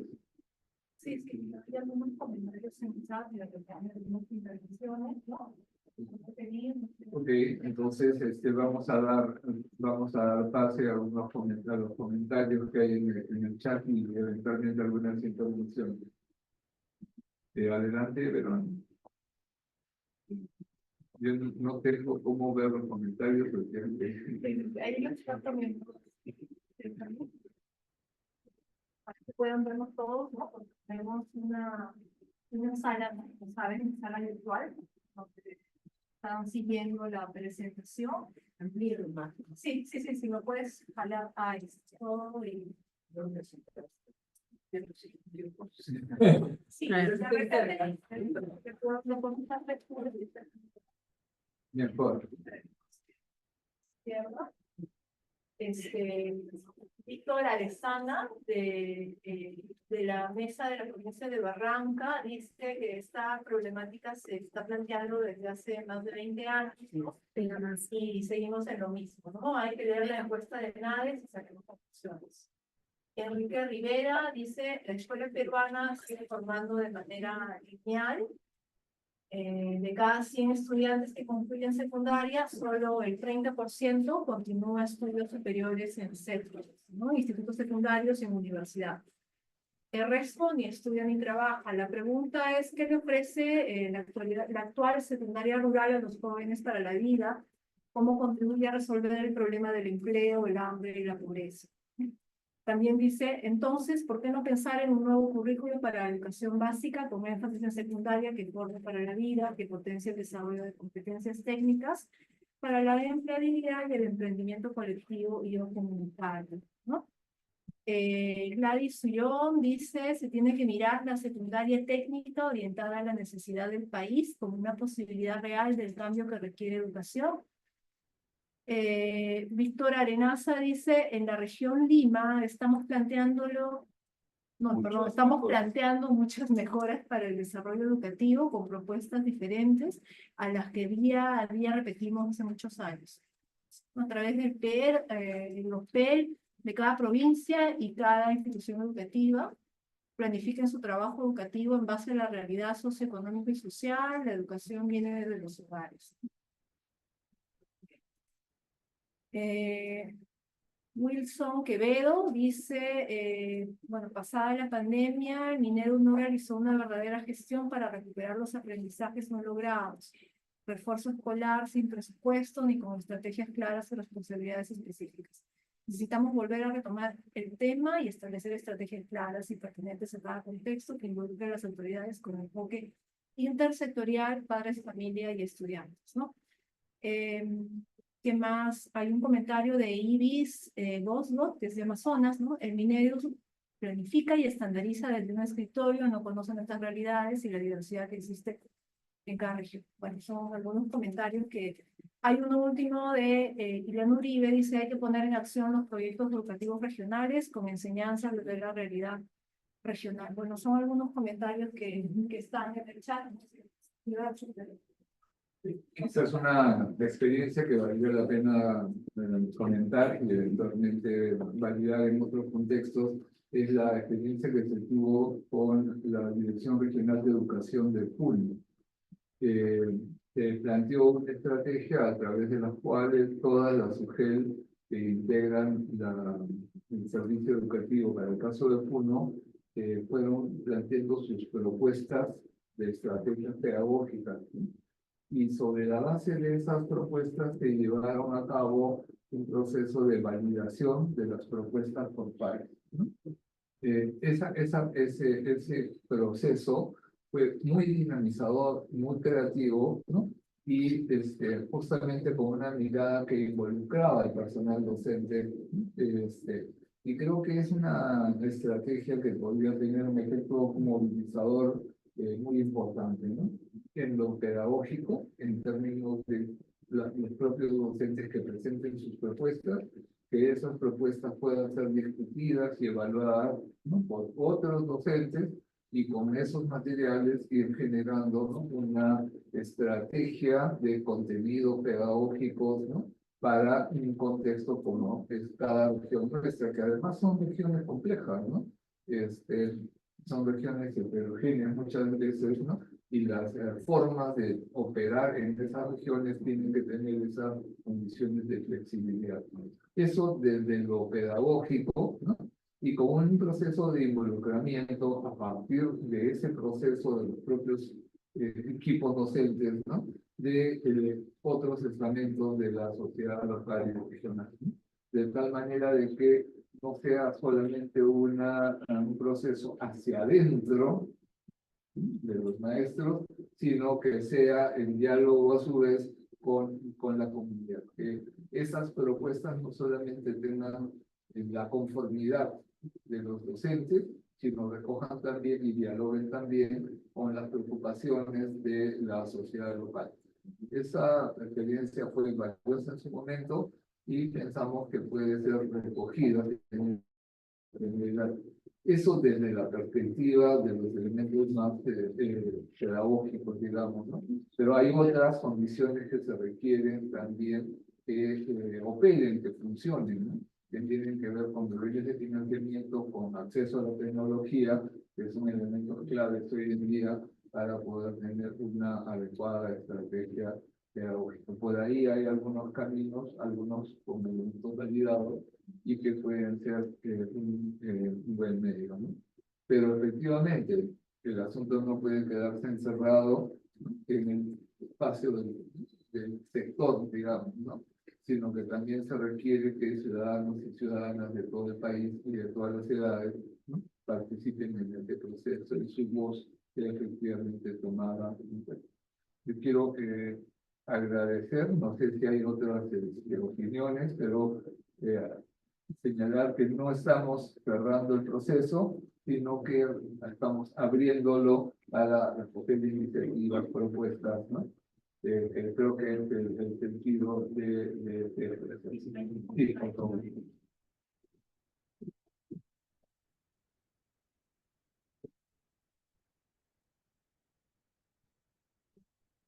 Gracias. Buenas tardes. Gracias, Marita, Gloria, y Vilma, que te ha tocado presentar los resultados que nosotros ya los hemos revisado en varias reuniones, analizando también para decirles que si coincido con el comentario que lo de hace 20 años seguimos conversando sobre el tema, que tanto se movió en realidad casi nada, ¿no? Entonces, yo sí quiero poner énfasis en una de las ideas que han dicho nuestras hermanas al responder, que el problema hay que abordarlo desde todos los ángulos, de manera prioritaria en algunos territorios. O sea, tenemos que focalizar, porque si queremos seguir construyendo políticas estandarizadas para todo el país, no vamos a poder. O sea, hoy Amazonía tiene que ser atendido de manera urgente, ¿no? Y para eso se tiene que plantear estrategias para atender a la Amazonía. Ahí la actual gestión en el Ministerio de Educación está conformando equipos de trabajo justamente para el planteamiento de un plan de emergencia para atender en las zonas urbanas, en los lugares más álgidos y también en Amazonía. E incluso en Amazonía hay que focalizar también la atención porque la estrategia tiene que ser diferenciada. Y en esa línea de atender a corto, mediano y a largo plazo, no tenemos que perder de vista, por lo menos para el caso de IB, la formación de los docentes. O sea, si ya tenemos que hay problemas en la contratación, no encontramos los maestros, y si no hay un instituto o una universidad que forme los maestros, pues este problema se va a agudizar. Y por más acciones que se quieran hacer inmediatamente, no va a cambiar la situación. O sea, necesitamos maestros formados en EIB, en Educación Intercultural Bilingüe, y que puedan comunicarse perfectamente la lengua de los estudiantes, que es un grave problema. Necesitamos intervenir intersectorialmente y por eso es que se tiene que trabajar con cultura, porque cultura tiene esa responsabilidad justamente de trabajar con los pueblos originarios y tiene que recuperar, desarrollar la lengua, y eso al Ministerio de Educación le sirve. Pero si no lo hacemos con cultura, entonces como educación no lo vamos a poder realizar como quisiéramos hacerlo. Y la tercera idea que quiero destacar acá es que lo tenemos que hacer con los maestros, con las maestras, con la SUGEL y con las regiones, y para eso tenemos que tener una vocación descentralista, no de discursos, sino en el territorio. Gracias. Muchas gracias, y quiero darle la palabra a José Luis Vargas para cerrar esta sesión con el conjunto de instituciones previamente. José Luis.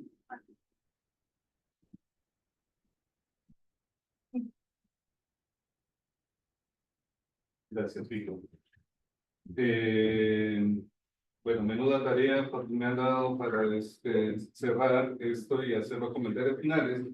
Yo quería comenzar señalando de que lo que he escuchado en términos de descripción de la situación es, digamos, es interesante, ¿no? Se ha dicho, es una situación fuerte, dolorosa, indignante.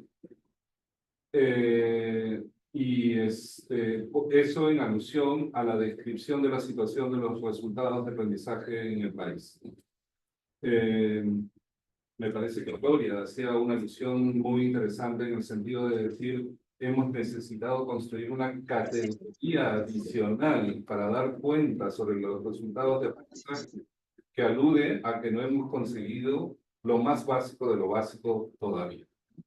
Ya, más que eso, digamos, en una lectura política de esa naturaleza, es que realmente la situación en el país es realmente difícil. Y Marita termina diciendo, bueno, ya hay gente que dice que estamos en una situación de crisis de país. Entonces, digamos, todas estas figuras o todas estas expresiones aluden a que estamos en una situación realmente compleja, complicada, y de la cual deberíamos intentar salir un poco más adelante. La segunda cosa que quería decir es que veo que no hubiera sido interesante que Vilma nos hubiera podido dar por lo menos un par de tips, 3 tips de cuáles son los factores que que explican desde el análisis que hace la unidad de medición de la calidad respecto a estos resultados, ¿no? Porque nuestras compañeras, Gloria y Marita, en esta reunión, y también nuestros compañeros de las mesas de concertación, me dio mucha pena que no pudiéramos terminar de escuchar a Alejandro, porque estaba haciendo como reflexiones muy interesantes, nos van diciendo de que hay una micropolítica o que hay explicaciones y factores que son explicadas desde las instituciones educativas, pero también desde la macropolítica o desde el escenario nacional del país. Entonces, esa mirada nos parece interesante, pero me hubiera gustado tenerla complementada con estos factores que siempre son interesantes de explicar. En Chachapoyas, hace poco que estuve acompañando al grupo de la Amazonía, la unidad de medición de la calidad, por ejemplo, decía que en relación a los resultados de 4º grado en las escuelas C y B, uno de los factores que explicaba los resultados en el aprendizaje del castellano como segunda lengua era el problema de que los profesores creen, ¿no?, que se aprende a leer como un resultado espontáneo y natural del proceso escolar, y no como no como un proceso ordenado, planificado, didáctico, pedagógico, que hay que realizar desde las escuelas. Y el segundo factor es que se sienten sienten que no tienen las capacidades suficientes para enseñar a comprender textos argumentativos. Entonces, hay una combinación entre creencias y capacidades que explicarían de alguna manera los resultados que estamos observando en 4º grado de medio. Seguramente hay más explicaciones de este tipo para las otras áreas, tanto en lectura como en comprensión, como en matemáticas y como en ciencias sociales.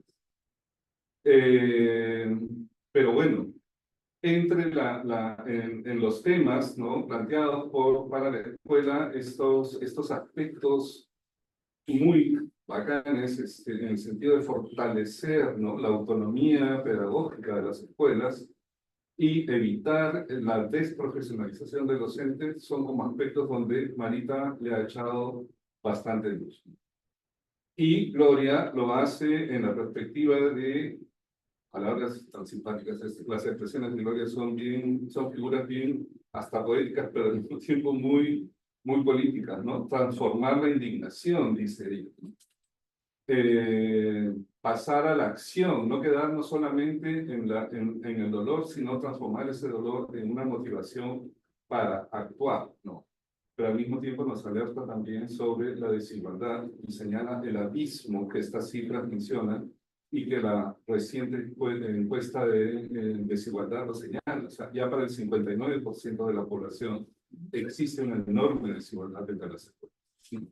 Y lo hemos visto acá, cuando Vilma nos dice, pucha, chévere Tacna, chévere Arequipa, chévere ¿no? Moquegua, ¿y qué pasa con las zonas? Y Loreto nos dice, es urgente atender la situación de la persona. Entonces, desde la educación también estamos generando segregación, estamos generando desigualdad, estamos generando abismos, estamos generando peruanos de segunda categoría respecto a peruanos que tienen mejores oportunidades para desarrollarse en la vida. Y finalmente están el conjunto de recomendaciones que nos han dado tanto Gloria como Marita, que espero que nosotros vayamos a recuperarlas en la relatoría. Eso es lo que quería comentar de esta.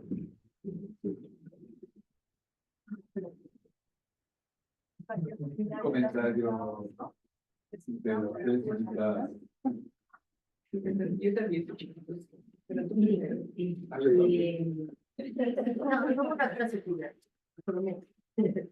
Miren, es tan grave la situación y tan urgente reconocer la crisis. Imagínense catástrofe, ¿cierto? ¿Qué es lo que nos permite reaccionar? Porque si no, lo que ocurre es que estamos viviendo en una realidad paralela. Cada vez más se usa esa frase, ¿sí? Realidad paralela. O sea, vamos al trabajo, hacemos nuestras mediciones, reaccionamos, nos reunimos, pero no hay nada que cambie fundamentalmente. Por eso lo que he querido hacer es decir, ¿dónde está la chispa? ¿Qué podemos meterle en cuestiones que desencadenen procesos que reviertan la situación? Porque si no, nos podemos reunir desde aquí dentro de algunos años a lamentarnos cómo van viendo las cifras y cómo siguen agrandándose los abismos en nuestro país. Yo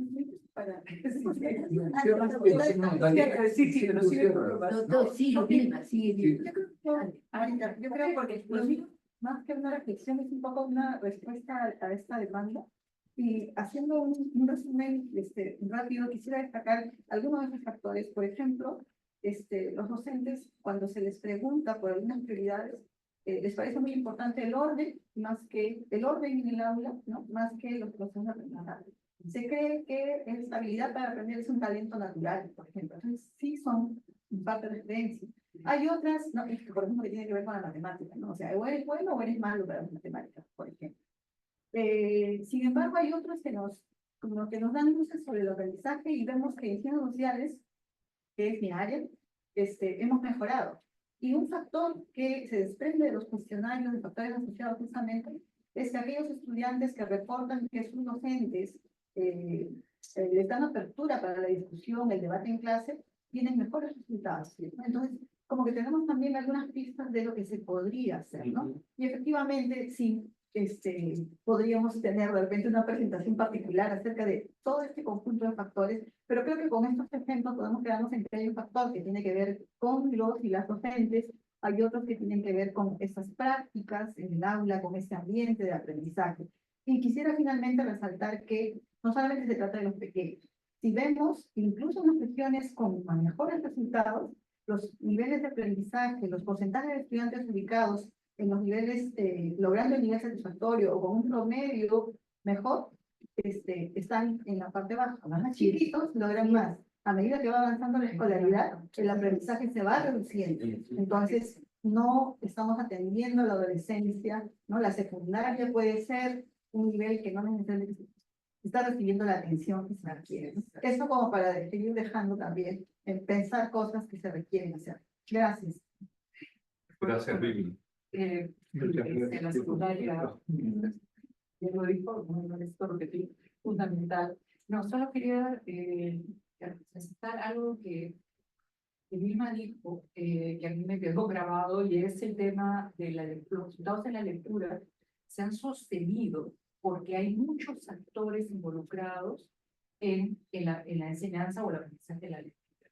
Creo que es un excelente ejemplo de cómo, cuando no solo el sector de educación, no solo los maestros, sino una serie de otros actores institucionales, las municipalidades, las universidades, concursos de lectura, cuentacuentos, etcétera, la cantidad de actores de la sociedad que no necesariamente son incluso, su función no es estrictamente la principal, no es la educativa, se involucran también, además del esfuerzo del Estado y de la institución especializada, que es la escuela o la universidad, se logran y se sostienen los resultados. Creo que ese es un excelente ejemplo de lo que tanto Gloria como yo hemos tratado de decir, la necesidad de tener un pacto, una meta común que nos junte a todos para ir logrando determinados objetivos en términos, por supuesto, de los aprendizajes, que es lo que nos ha reunido el día de hoy.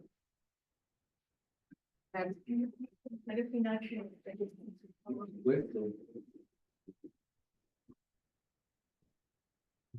Solo agradecer la participación, el estar aquí, porque ha sido para mí muy significativo. Mi nombre es Esperanza, soy de Sisi, y lo que yo quería agregar es lo siguiente, ya se comentó, ¿no?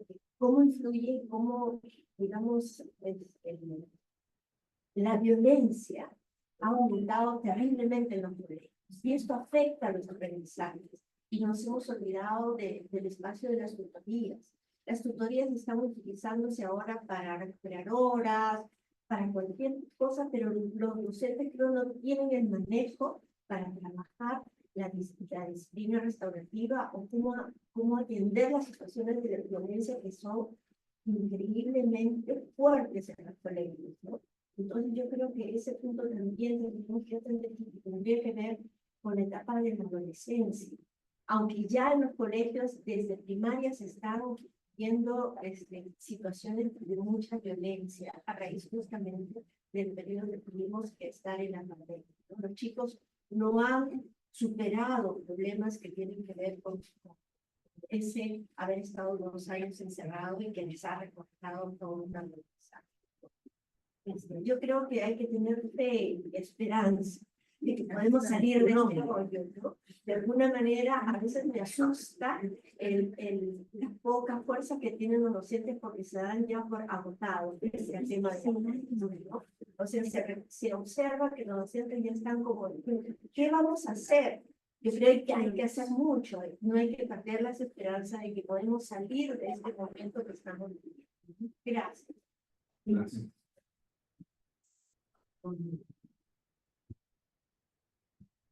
Las palabras finales han sido de esperanza. Qué bueno. Ha sido de esperanza como persona, pero también como un sentimiento que tenemos, que compartimos, de que se pueden cambiar las cosas. Pero eso no cae por su propio peso. Eso demanda organización, demanda iniciativa, demanda participación, actitud crítica, porque mucho de lo que tenemos pasa porque no estamos cuestionando, ¿no?, los factores que están a la base de los problemas que estamos teniendo. Y no le estamos dando la prioridad como Estado y como sociedad a esos factores. Y sí, pues la adolescencia, permítanme un comentario, la adolescencia es la edad en la que nos revelamos y eso es la transición y es fundamental, ¿no? Y lo que estamos perdiendo algunos es la adolescencia y estamos siendo finalmente complacientes con las situaciones que estamos viviendo cuando se necesita que en todos los planos haya una rebeldía de otro tipo, ¿cierto? Una rebeldía que transforme estas condiciones en las que estamos actuando, operando, viviendo. No solamente como país. Estamos en medio de un escenario, ¿no?, de complicaciones y de alcances internacionales. Ahora, eso no es excusa, ¿no?, para quedarnos callados, ¿cierto? Sino que es parte de lo que debemos tener en cuenta para actuar. Y sí, necesitamos que la política del sector, por ejemplo, sea mucho más proactiva, ¿no?, respecto de justamente, ¿no?, empoderar, ¿no?, a los propios adolescentes, en el mejor sentido del término, ¿cierto? A tomar conciencia sobre ellos mismos, ellas mismas, sus responsabilidades y ese impulso, ¿no?, hacerlo como una parte muy sustantiva. Este año vamos a tener 35 años de la Convención por los Derechos del Niño. Y no debería ser una fecha que pase por el costado, ¿no?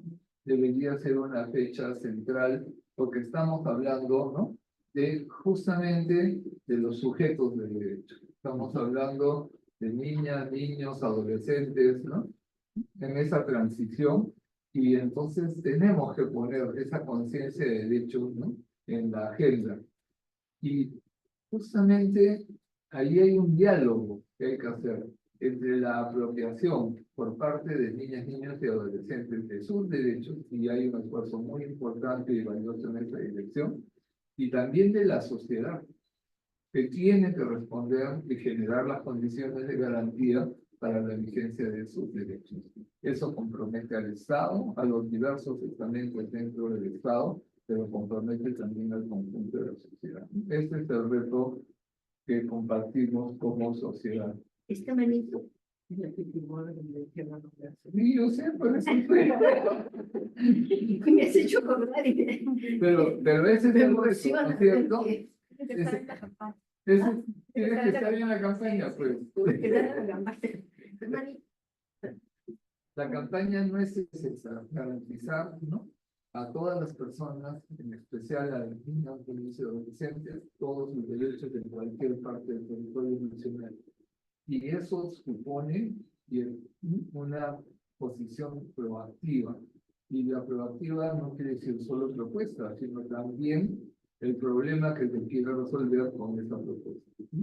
Y levantar un problema para visibilizarlo no es un problema de crítica, es un problema de camino para avanzar, es una condición para avanzar. Reconocer el problema es el primer paso para resolverlo.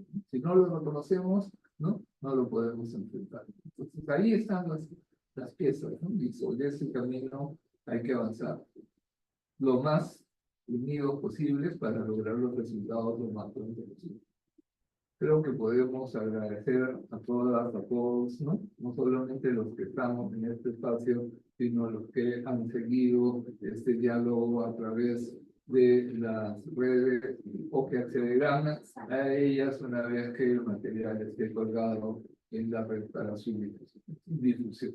Así es que nada, muchas gracias a cada uno de ustedes, y muchas gracias a las personas que han visto, que están viendo esta actividad, esta presentación, escuchando nuestros comentarios y agradeciéndoles desde ya las observaciones, los aportes, las contribuciones que quieran hacer, y pueden usar los canales de la mesa para hacernos llegar sus opiniones y sus puntos de vista.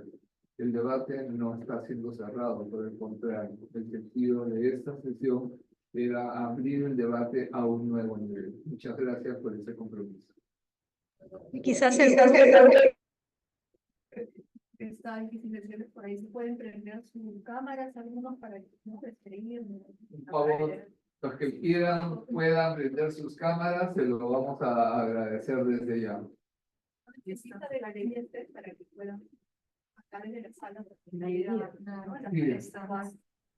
Por favor, si prenden sus camaritas, vamos poniéndolos en la lista de participantes visibles. Sí, ahorita. Ahorita les toman la fotografía. Hola, Roy. ¿Dónde está Roy? Que no lo veo. Ahí está. Ahí está Roy, ahí está que lo veo, Roy. No, está en el lado oscuro de la... Aquí vamos. Ahí está en el lado oscuro, Roy. Isela, hola. ¿Cómo están? Buenas tardes. Qué gusto. Gracias, Tico. Gracias a todos por la reunión. A la 1. Vamos a tomar unas fotos a todas, a todos, Si es que, oye, pongan cara bonita, pues sonrían, todas. A la 1, a las 2 y a las 3 empiezan las fotos. No se muevan porque hay varias pantallas. Ya. Siguiente. Ahí está, ya. Ya. Hay más. Hay más. Esa pantalla está apagadita. Prendan sus cámaras. Rosy, Percy, Omar, Gustavo, César, Catherine, Marco Antonio. Digan logros. ¿Cómo me los dijiste? La última. La última pantalla. A ver. A la 1, cuenta. A la 1, a las 2 y a las 3. Digan 3. Uy, no saben contar, parece que hicieron. Listo. Fue la crisis de la educación este grupo.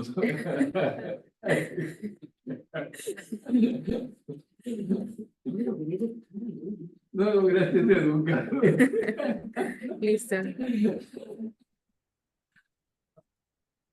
Listo. Un abrazo, de verdad, un abrazo a cada uno de ustedes. Muchas gracias. Vamos a despedirnos. Nosotros tenemos Gracias. Muchas gracias también desde Barranca, los saludamos. Eso, Barranca. Gracias. Franco, también Saludos. saludamos. Un abrazo a todos. Porque género, Barranca y Barranca.